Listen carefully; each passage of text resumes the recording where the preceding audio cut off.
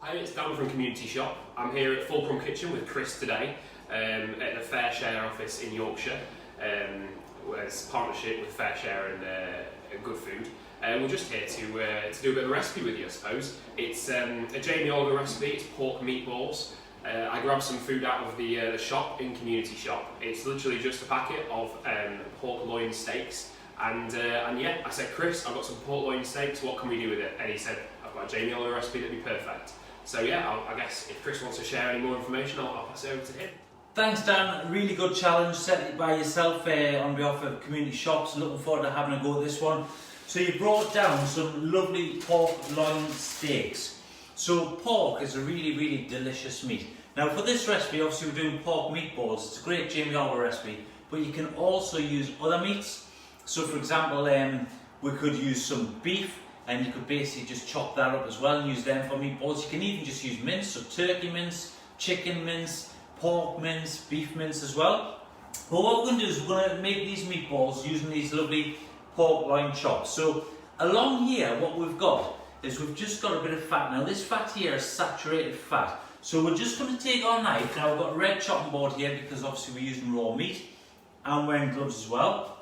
And I'm just going to trim off the fat. You can leave a little bit on because there's flavour there, but it's saturated fat. So where possible, we'll try to reduce this in our diet.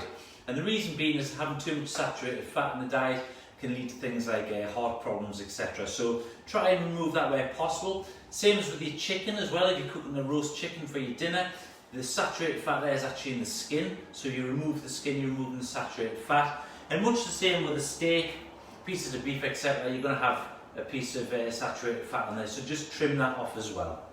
So we'll just take all this fat off and get as much as you can off, but obviously try not to remove the good piece of the meat. And this is a great way of making meatballs. And the reason being is, it's one of those things you can get, if you've got a food processor, we can allow that to do all the work. But if not, you can just use your knife and chop everything up, nice and fine. So we'll just take all that off there. And then once we've got the meat done, I'm just going to roughly sort of chop that up, and that will just go into our food processor. And that's more or less the saturated fat just taken off. I'm just going to roughly chop this up just for going into the food processor. As I say, if you haven't got a food processor, there's ways and means, just chop everything up really fine.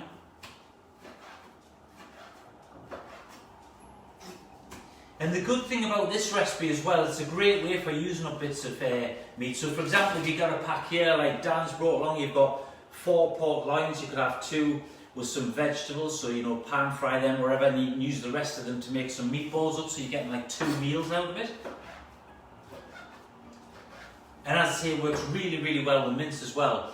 And when you get familiar with this recipe, you can also explore a bit more, and you can get a bit adventurous, and you can add in some herbs and spices, different things.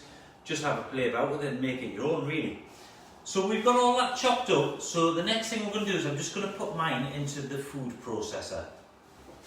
So we've added our pork into the food processor, so there's a few other things we're going to do. Now these meatballs are fantastic because they're going to go with apple. Now apple goes really well with pork, so pork and apple, but also some mint as well. Now if you can't get fresh mint, then what you can do is you can just use dried mint, or if you haven't got mint, just think of other things you could add in. You could even try adding in some mixed herbs perhaps, or sage would go really well, so you can get some sage.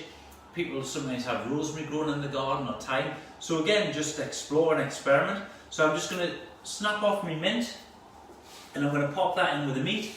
And then what we've got is we've got some mustard. Now I'm using whole grain mustard here, but again you could pop in a little bit of Dijon French mustard, or just English mustard as well. But just be careful because obviously mustard can be an allergen, so be aware of that. So I'm just going to put half of this in because the other half I'm going to use for the gravy later on. So I'll pop that in, and then we've got some porridge oats. Now normally everyone's got some porridge hanging about in the back of the cupboard. If not, porridge is so cheap for a big bag, and it's great for breakfast. It's a really healthy breakfast. And you can use it in making your own burgers and things as well. So we're going to add in the oats, like so. And then the next thing we're going to add in is something a little bit different. So what I've got here is I've got a tin of cannellini beans, cannelloni beans, however you want to pronounce it. And all they are is they're lovely like pulse, but it's a good source of protein as well. So as well as the meat protein, we've got like a vegetable source of protein, so it's really important that you mix the sources of protein. And the best thing about this is it's going to bulk out our meatballs. They taste great as well. But if you can't get these, you can use things like butter beans, chickpeas, all of which I know because I've seen in community shops, so you can get tins. And you just drain them, but mix them up, and every time you make it, try a different bean. It's going to taste a little bit different as well. So we've got 400 grams here of cannellini beans, and I basically just drain them off, and we'll pop them in as well.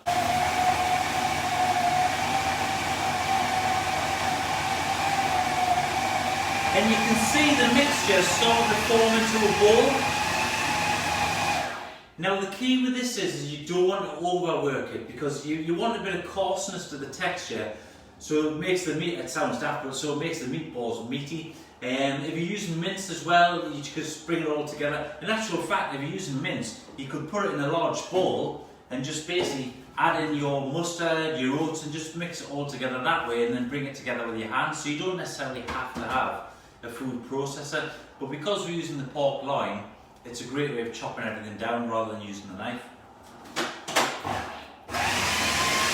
We can just take out our blade. Be very careful, obviously, if you're handling sharp blades like this. I always have a box on the side just to pop it into, and then that way it's not going into the sink and someone else comes along to do the dishes and they're going to cut themselves.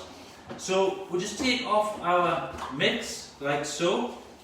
I don't know if you can see that, but it's all sort of come together, but it's still quite coarse as well, so it's not really smooth. And then we're just going to take some out, and we're going to pop it back onto our red board. And you can smell the mint in there, you've got the oats in there, you've got the little hint from the mustard coming through as well. And then with gloves on, or if you prefer, you can just sort of roll it together, and you want it in a sort of sausage shape.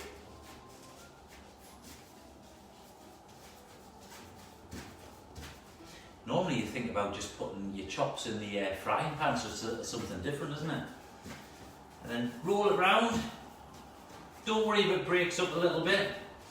And then we're going to slice this into sort of 4. Like so. And then we can just go again, roll them. I mean, you could, if you wanted to, do massive meatballs like that. That would get big 4 meatballs, that would be a meal in itself. But we're just going to make these a bit smaller.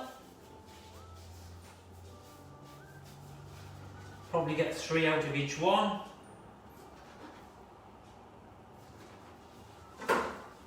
Like so. And then you just carry on rolling them until you've got all your meatballs done. So that's my meatballs done. Now, don't worry if they're not all the same size. Try and get them as close as possible, because obviously you want them to cook evenly. But I'm going to pick all the nice ones out that are pretty much even size, because they'll be the ones that I actually have in the dish. And then the magic with this is we're actually going to use a few of the meatballs for making the delicious gravy that's going to go with this dish. Once we've got our meatballs done, we're just going to pop them to one side, and then we're going to start to make the gravy. This dish actually gets finished off in the oven, so make sure that you've already preheated your oven 200 degrees. We'll put all the details below, so don't worry too much about that. We've got the pan ready, and I'm just going to start to prepare the veg. You can actually do this in advance of doing the meatballs if you want to make your life a little bit easier. So I've got an onion here, and we've got some apples as well, and just experiment. Again, you can try different ones, Pink Ladies, Granny Smiths, whatever you fancy. So all I'm going to do is I'm just going to slice my onion. So we'll use what we call the bridge there, just to slice that in half. And then we just want these in sort of petals, so we can just slice through. I'm leaving the skin on because basically it'll just come off itself. Have a little rubbish bowl on the side, and then one for our onions. And just take your time. So take the skin off.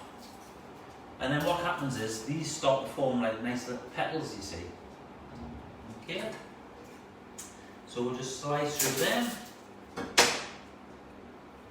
Any sort of fibrous ones on the edge, just take them off as well. Don't worry, there's a little bit of stalk on it and it holds it together. It'll break apart, but you can just chop it off. And then when you've got one left like this, again, just be careful.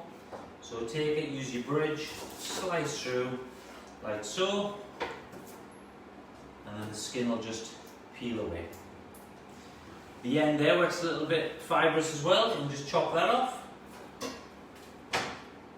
And then just carry on until you've got all your onions done. Just like to slice down on either side of the core, being careful, so again use your knife skills. I know the guys have been showing you knife skills on some of the previous videos as well. And then we're just going to slice through again here. And as I say, apple goes really, really nice with pork. Slice through. Now, if you're not going to be using them straight away, you tend to find that your apples will go a little bit brown. Don't worry too much about that, because in this dish, the way we're going to be cooking it, it's not going to make too much difference. But if they're going to be left out for a while, just a squeeze of lemon juice over the top, that will stop them from discolouring. If you haven't got a corer, you're left with the core there. Just slice around where the seeds are, so you don't waste anything, and then we can get rid of that. So we've now got our apples and our onions ready. So we've already prepared all our ingredients. Our apple, our onions are all ready to go. We've got the remainder of the mustard. Remember, we put half into the meatball mix. We've got some flour here. So Jamie, with this recipe, uses Worcestershire sauce. However, we're in Yorkshire, so you've got to use Henderson's relish. So we've got some Henderson's relish here, and we're going to be using that instead. It's about a tablespoon of that. That's going to go into the gravy as well, and really straightforward. So when you think about this recipe, we've normally got an apple kicking about, or you'll find them in community shops, a nice apple. Onions we've always got kicking about. Some flour, some mustard at the back of the cupboard. So it's all store cupboard ingredients really, or easily obtainable ingredients. And when it comes to the meat, like I say, we're using pork here, but try experiment, try using beef mince, try using turkey mince, try chopping up some fresh beef to use that. It's just about experimenting, guys, that's what it's about, and utilising what you've got in your cupboards, really. Ready to start cooking. So I've got my pan on now. With the recipe, you'd normally do this in a baking tray on top of your oven, but it's a really safe way to do it in the pan. You've got a bit more control rather than having a hot sort of roasting tin on top of your hob. So it doesn't matter whether you've got an induction oven, whether you've got your gas or your electricity. Just going to start this off nice and sort of medium heat. I'm just using a portable induction hob here. So pop it onto a medium heat, and then I'm going to measure out a tablespoon of oil. Now I'm using olive oil, but you can use vegetable oil. I always measure out rather than free pour your oil. We'll try to reduce fats where we can in our diet. So by measuring out, you've got a bit more control rather than tipping it in and thinking, oh, there's not much in there, I'll pop some more in. Because you'll be surprised you don't really need a lot of oil. Goes without saying, as soon as you've got oil in, we've got to start cooking. Never leave oil in the pan and walk away. So, do you remember when we made the meatballs, we had a few which were slightly bigger than the others? So I'm using tongs here just to save us from having to wash my hands in that again. I'm going to pop in 4 of the meatballs. And this is a bit bonkers, this, because we're going to be cooking the rest of them within the oven, but we're going to use these for the gravy. So once I've popped them in, I'm going to take a spoon and I'm going to start to bash them down a little bit. And then when they start to brown off and get a little bit crispy, we're going to add in the onions, we're going to add in the apple, and then we're going to add in the mustard, and then we've got some stock. So we've got some vegetable stock here. You can use chicken stock. If you're making it with beef mince, you can use your beef stock cubes as well. And then we're going to gradually start to add it. And because there's a bit of fat within the meatballs, that's going to combine with the flour and with the oil, and then as we start to pour in the stock, it's going to thicken up. Now it'll look like there's a lot of liquid when we pour it into our bowl. However, when it goes in the oven, it starts to reduce with the heat. In actual fact, it's going to thicken up really nicely. So we've got them in the pan now. We're just going to start to break them up a little bit with our spoon. And we'll get them nice and crispy, or certainly browned off. Really important with meat, certainly with minced meat, that you cook it all the way through. So we'll cook this, and then we'll start adding our apples and our onions. So we'll just break these down with a spoon, and you want to just get it so it's starting to brown off. Yeah, almost it goes a bit like mince itself again once you've broken the meatballs down. It might sound a bit daft because obviously you turn them into meatballs and you break them all down, but trust us, it's amazing because it makes a really nice gravy. When you've got that broken down and cooked through a bit, we're going to add in the onions and also the apple. And again, just stir this round so it all mixes in. It's going to cook down when you pop it in the oven, so don't worry too much. Make sure you've got a deep-sided pan when you do this as well, because there's quite a lot going to go in there. So we're going to cook this for a few minutes as well. And then we're going to add in the mustard, so the remainder of the mustard. We're going to add in the flour and the Henderson's relish, of course. And when that's all in, we can then gradually add the stock in. And what we'll do with that is we'll add it slowly, let it cook a little bit, add a bit more, let it cook a little bit more, and in that way it's going to thicken up into a nice gravy. We'll pop it in there, we'll pop our meatballs in, and then that will go into the oven. And then, like I say, that'll be served. It's lovely with some nice bread, a nice bread bun, or a little bit of salad on the side as well. So you're getting obviously, you've got your protein from your meats there. In actual fact, it's delicious with some mashed potato, and then obviously you've got your carbohydrates there as well. A little bit of green on the side, it goes really well with rocket, which is nice peppery leaf salad, or just experiment. So looking forward to this one. Excellent. So we've got our onions in, we've got our apples, we've got our meatballs, which are sort of browned off a bit now as well.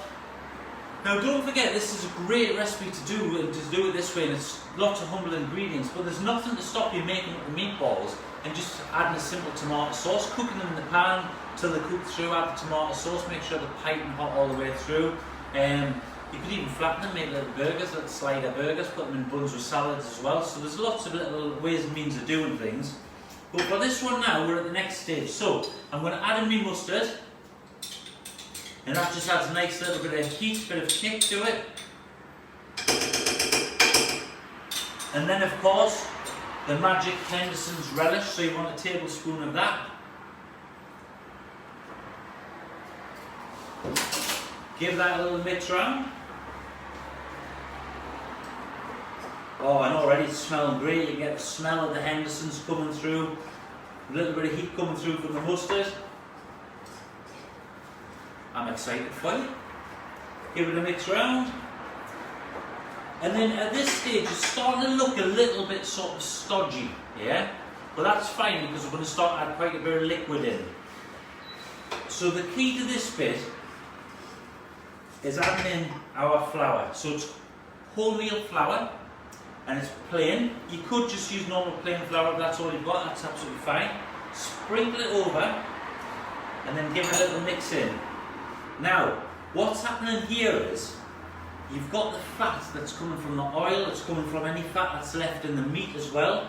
It's mixing with the flour, and it's creating almost what we'd call a roux. So when you make a white sauce, you normally use flour and butter, which basically comes together as a roux. Then you normally add milk, don't you, for a white sauce. So we've got the same sort of principles going on here. You've got the flour, you've got the fat from the pork, any bits that were left on there, and from the oil. So you've got a really sort of dry mixture in there now, yeah?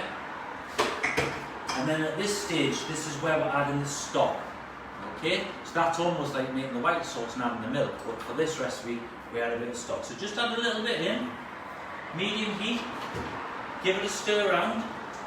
Anything that's sort of stuck on the bottom of the pan as well, that'll just loosen it off, lift it off the bottom.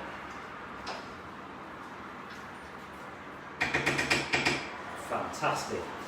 So give it a mix up, and you'll see it's starting to clear everything from the bottom of the pan. You're getting almost like a little gravy there now.